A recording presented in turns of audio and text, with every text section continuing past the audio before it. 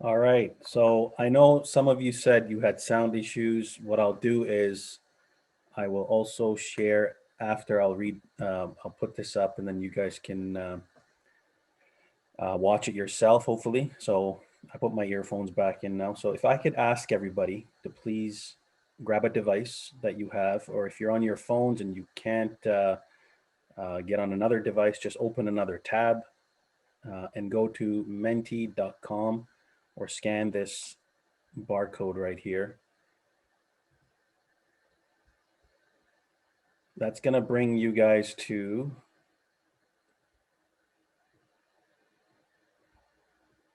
over here. So this is the code I'd like you to enter. Oh, let me share my desktop.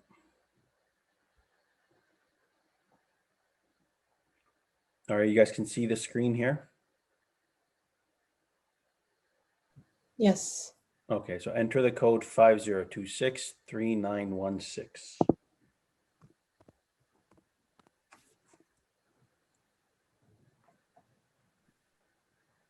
So I'd just like to get an understanding of the different sizes of organizations that we have here. And if you can pick one of the responses, we'll see it live here. We'll wait for a few seconds to get everybody in.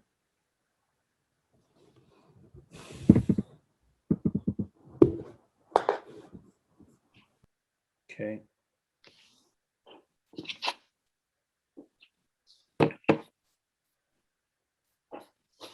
Okay, we have 4 responses so far. Sorry, Brother Mahmood, I'm driving, so I won't be able to do the thing, but helping hand is 30 plus million. Okay, so we got 1 for over 10, 5 for under 1. And here in Ajax, we have just over 1 million.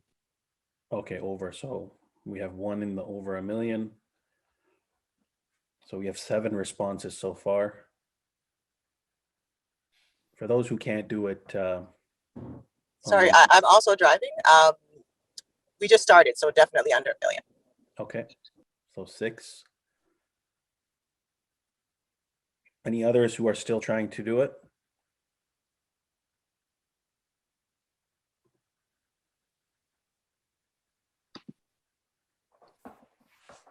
Okay. I won't take too long here. So it would be nice. I know we have about 13 or 12 people here.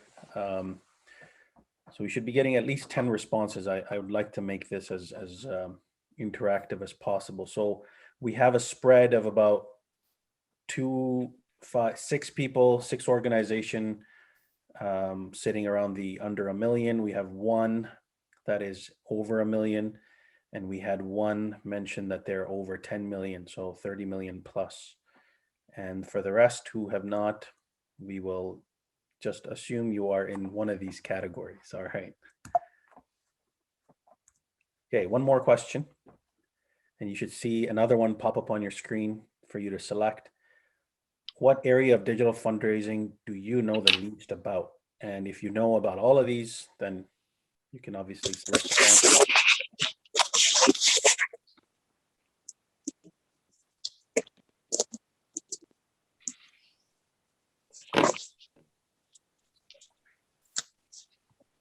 Okay.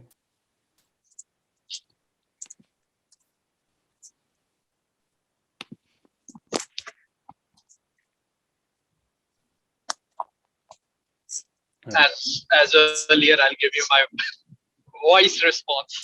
No problem.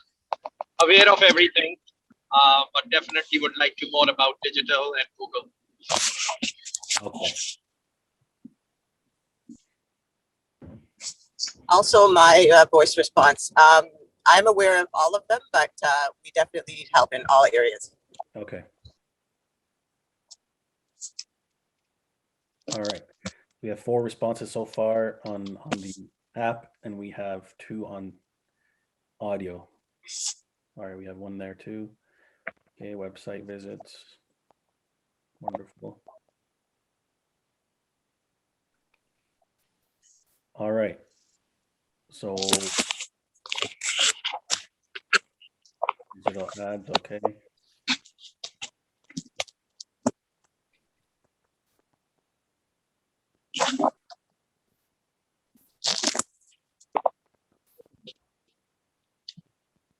All right, so I'll move forward. Let's stop here. So I have a decent idea now of where everybody sits. I think right now everybody's videos are off as well. If you can mute yourself too, if you're there's some background noise, so just want to avoid that. All right, so let's get right into it. So I'll try and cover all of those anyways. I know some of you mentioned specifically website conversions. You mentioned there wasn't too much for social media, but I'll try my best to cover that as well. There's some avenues and ways that you could really tap into how to do that. So just give you a rough idea, what is digital fundraising? So a lot of people use this language and say, okay, we have to increase our digital engagement, we have to increase our digital funds coming in, online marketing, and there's different words thrown around. But it's really simple. Digital fundraising is raising funds online. Any method you use to bring funds through online platforms is digital fundraising. It's not just digital ads. It's not just email marketing. It's a combination of everything put together. In marketing, way back when, you used to hear the term marketing mix. You have to have a mix of different ways. You have to have ground touch points. You have to be able to engage them through online means, offline means. With digital, you have to have that similar approach. You can't put all your eggs in one basket and try and reap all the results through one avenue. You have to dabble with many different options. You have to continue looking at ways to do it. Certain areas people know about more than others.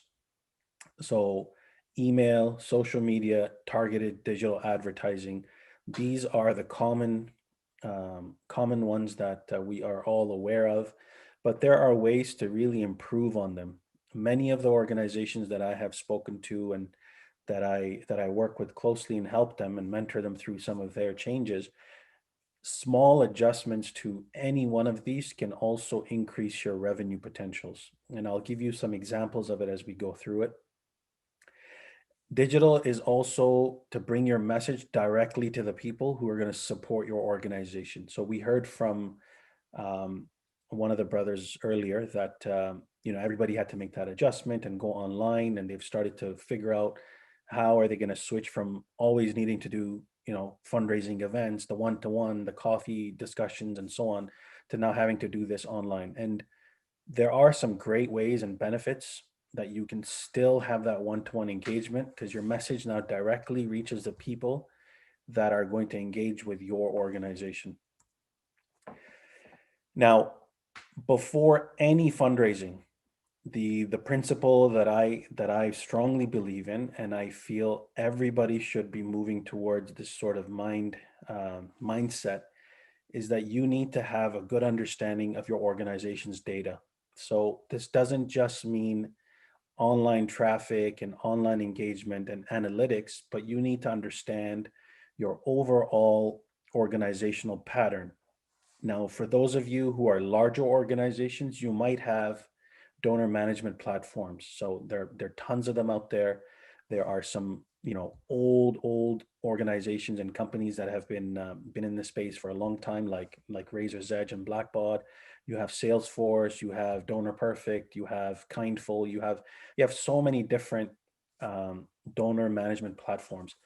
Reviewing that data and looking at the giving patterns of your donors, linking that to certain seasons or certain times of the year that donor gives, understanding the channels that those funds come in through in the traditional sense from our pre-COVID era, will also help you to put together a strategy and a plan that will make it easier for you to target them online.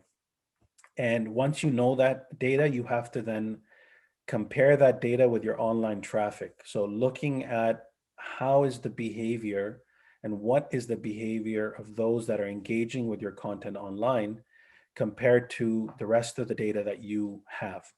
Now, for those organizations that don't have donor management tools, some of the new ones that are starting off on this call, you don't have to have amazing tools yet. I know when I was first working with some organizations, we used to keep our donor records on Excel, and you would know when they gave, what they gave for, what their name was, and so on. You can also use that information to understand, I have donor X who usually likes to give in end of the year. I noticed they're giving close to tax season, and that's kind of the pattern that's developing.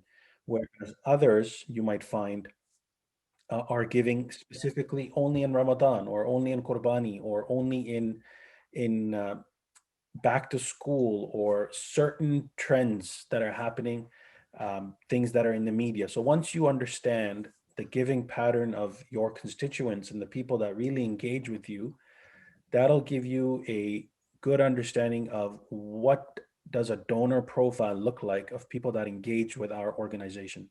People that like to engage with us seasonally, people who like to engage with us based on, religiosity or certain giving seasons that are more inclined towards giving.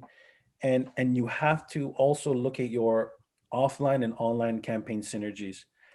A lot of times I have seen this, and this is a problem that many organizations struggle with and try to overcome, is the siloed approach to working. And as an organization gets bigger and bigger and bigger, you start to see this divide of when targets come in, when organizations put certain targets on only the marketing department, and different targets on your mosque fundraising teams, and different targets on your community engagement side. You start to see this territorial approach in some of these organizations. My advice to many of these organizations is, you have to create platforms and avenues for everybody to work together. Things don't have to be just target driven. They have to be purpose driven. They have to be driven to the cause of what you're trying to achieve. And ultimately, everybody has to be pulling in the same direction. So my principle and philosophy is never to split targets just to online, offline. At the leadership level, yes, you may look at it and see where the monies are coming in from. But when the staff and your teams or your volunteers are carrying out these initiatives, it should not be segmented to a level where it's creating too much competition internally. Now, some of the conventional fundraising methods, we heard it shared by some of the members that are on this call: phone campaigns, direct mail, galas, in-person events, celebrity endorsements, community fundraisers, especially in Ramadan. Many of us are accustomed to that 27th night being held hostage at the mosque for 2 to 3 hours. You can't move, you have to sit through it. Or different organizations coming in on different nights, fundraising, and tons of galas and events and stuff. And you find in our community, there's a pattern of heavy engagement for Ramadan. And maybe I don't speak for all organizations here, but I know for especially the relief charities or development charities here that are on the call, Ramadan is like your year-end campaign, your biggest campaign of the year. Majority of the donors come to support through this, and a lot of budget was being allocated to these conventional methods.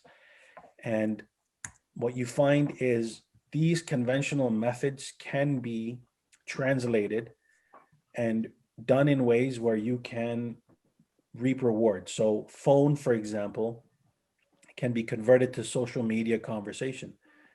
How many of you here in your marketing team see that you have posts and shares that go out, but when it comes to actual engagement, so if a person writes a comment or asks a question, a lot of times that goes unanswered. And that is what social media conversation is about. You have to do the speaking, but you also have to do the listening.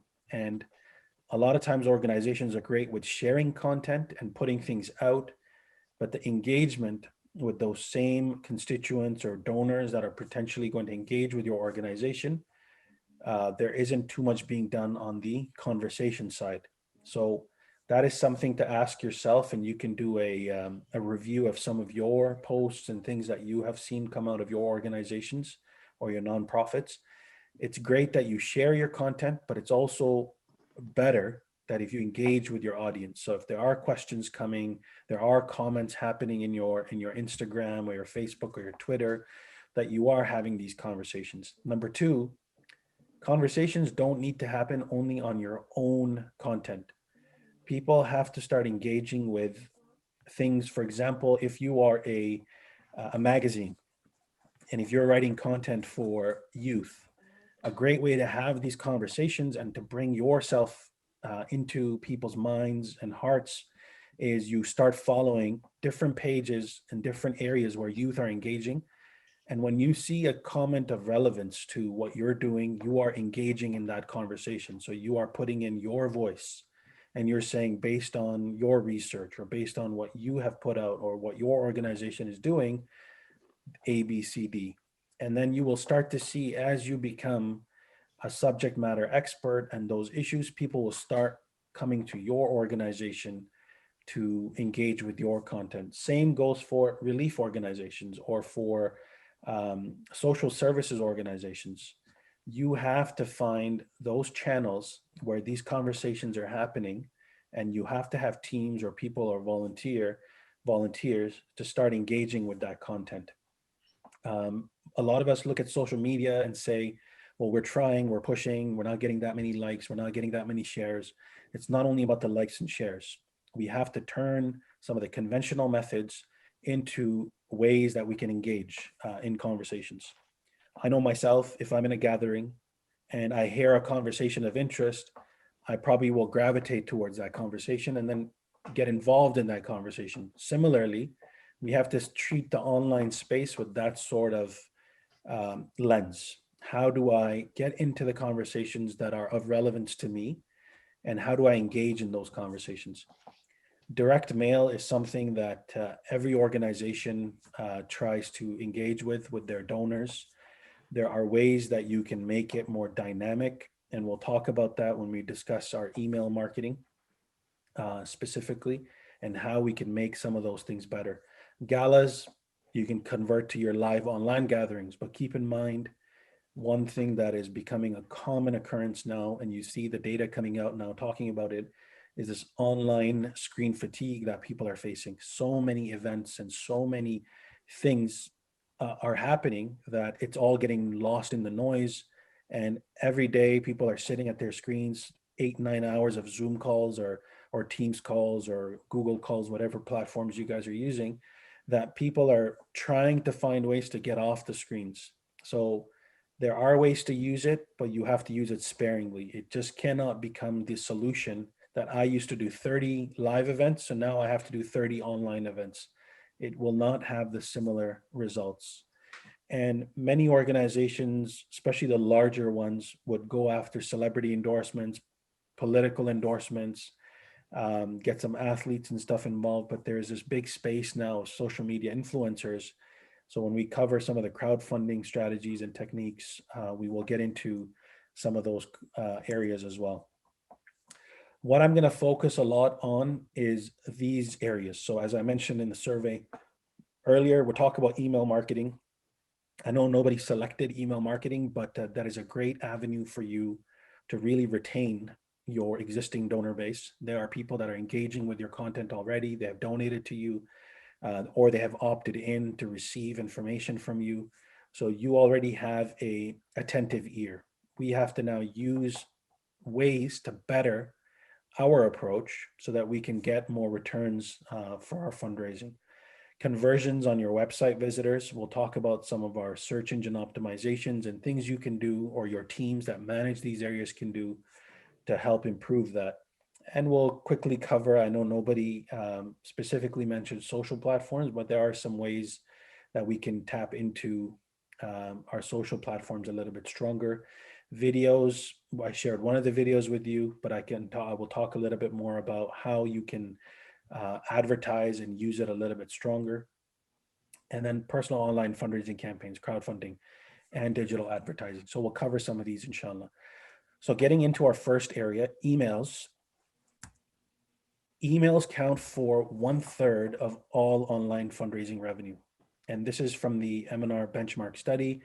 I will share some links with Sister Nargis after, if those who like to look at data and research to see what is the trend. And M&R also, what they do is they have United States, so US based organizations, they have Canadian organizations, they have some organizations from Australia that are part of their annual studies, and data is shared with them.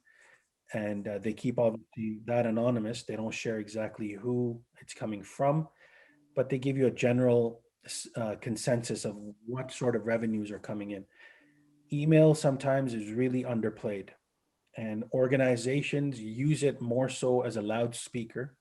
They just keep sharing whatever content they feel needs to be shared. Sometimes you find emails that are really, really, really long, 4 or 5 pages if they were printed, and they're not really capitalizing on the call to action or making sure that they're able to engage. Because if you're getting 1/3, that's the trend right now, 1/3 of all online revenue is coming through your emails.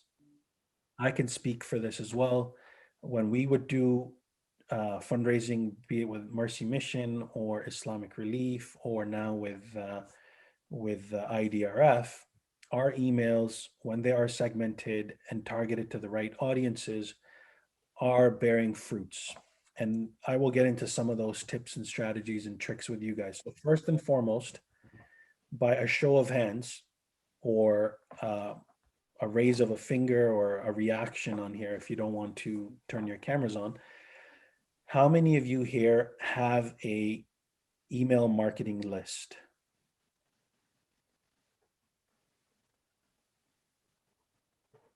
Anyone?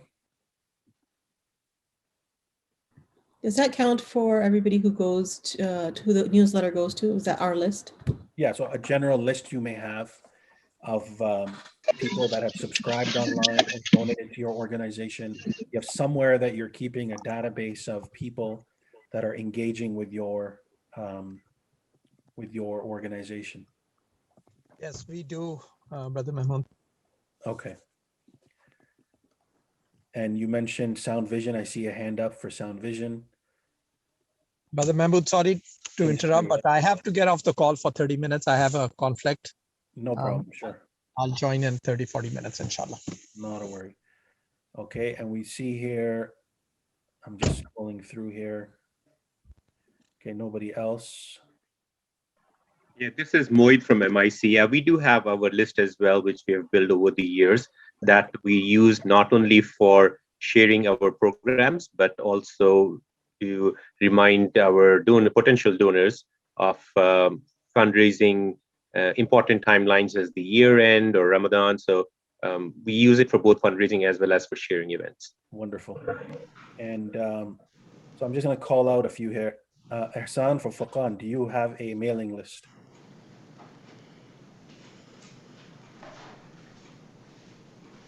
Okay, he probably is on mute.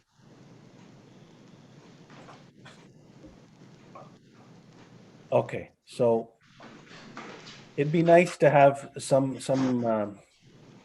back and forth, so I can tailor this and really cover some of those areas. So I'll go to the next slide. The reason why I ask this is that a lot of organizations have mailing lists, but it's a very general mailing list. They keep it as one large mailing list and everybody is put into one pool, and you are not segmenting your lists. There are platforms and tools out there like MailChimp, like Constant Contact, and many others. There's many tools out there. And an example you might have is on your website at the bottom, it says, sign up to receive information or our newsletter. A lot of organizational websites have that. And what ends up happening is that goes into your emailing platform, your software, and now they become part of this large general pool. And regardless of what the organization is doing, every single person gets the same email.